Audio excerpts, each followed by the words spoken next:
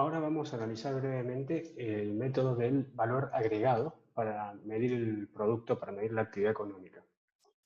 ¿Qué es el valor agregado? El valor agregado representa el valor de la producción menos el valor de los bienes intermedios utilizados para obtener esa producción.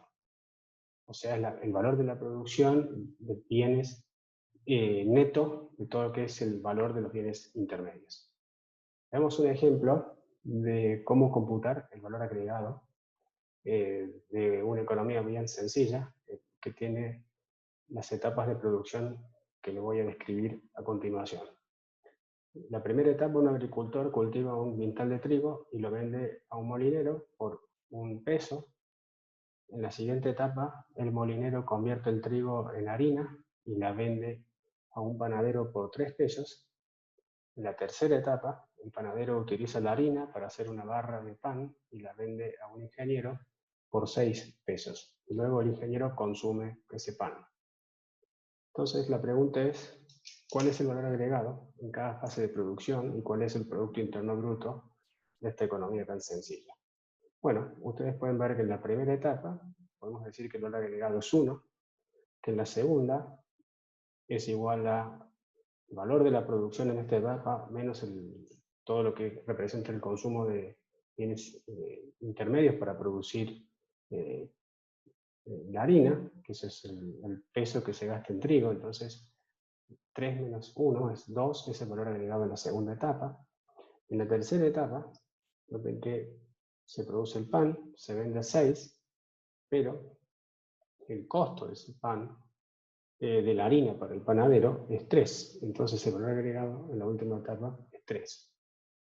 Entonces noten que si sumamos el valor agregado de las 3 etapas, vamos a tener 3 en la tercera etapa, 2 en la segunda y 1 en la primera.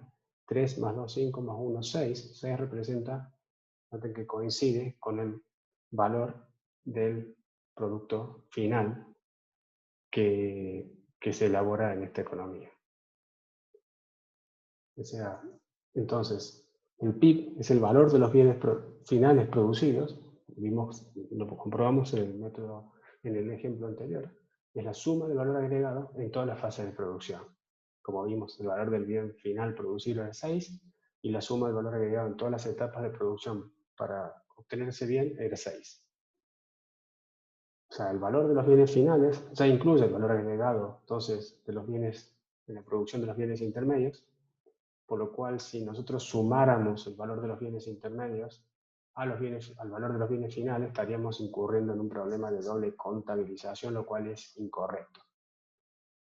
Entonces, para dar un poco más de detalles sobre el valor agregado es la diferencia entre el valor de venta, neto de impuestos indirectos, neto de subsidios a las empresas, y los gastos en bienes intermedios. O sea, se suman por este método los valores agregados de los diferentes sectores de producción de una economía, como lo vimos recién en ese ejemplo muy sencillo, y así se obtiene lo que se llama el Producto Bruto Interno al costo de factores.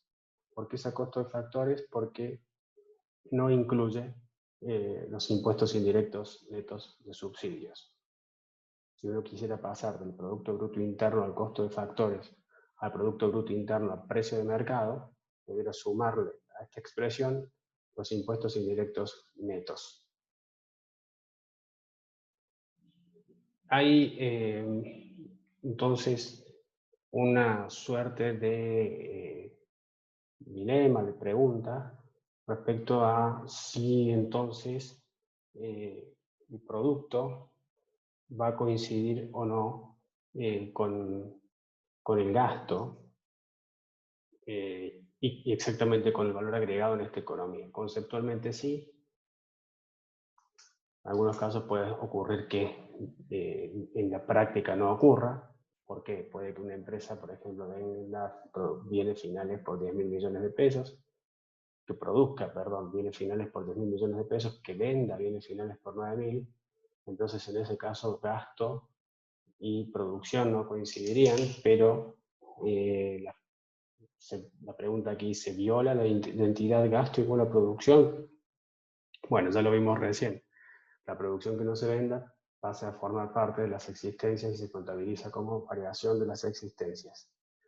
En este caso, la variación de existencias en el ejemplo que acabo de darles es positiva. El concepto de Producto Interno Bruto, entonces, como venimos viendo, es un concepto versátil, es un concepto muy importante porque mide la actividad económica agregada en una economía, en un país, y básicamente se puede aproximar de diferentes formas, se puede calcular de diferentes formas, todas equivalentes en definitiva. Ya vimos entonces que el Producto Interno Bruto mide el gasto de la economía, y por el método de gasto vimos que equivalía a consumo más inversión, más gasto público, más exportaciones netas. Vimos que equivale también a la suma del valor añadido en todas las fases de producción de los bienes finales. Y también podemos mostrar que, lo vimos al inicio cuando mostramos ese gráfico del flujo circular de la actividad económica, que esa producción debiera equivaler a lo que reciben los factores productivos en esa economía, a los ingresos, básicamente, que se generan en esa economía. Entonces, la producción total, la renta total, el gasto total y la suma del valor agregado en todas las fases de la producción, los bienes finales deben coincidir a nivel agregado desde un punto de vista conceptual.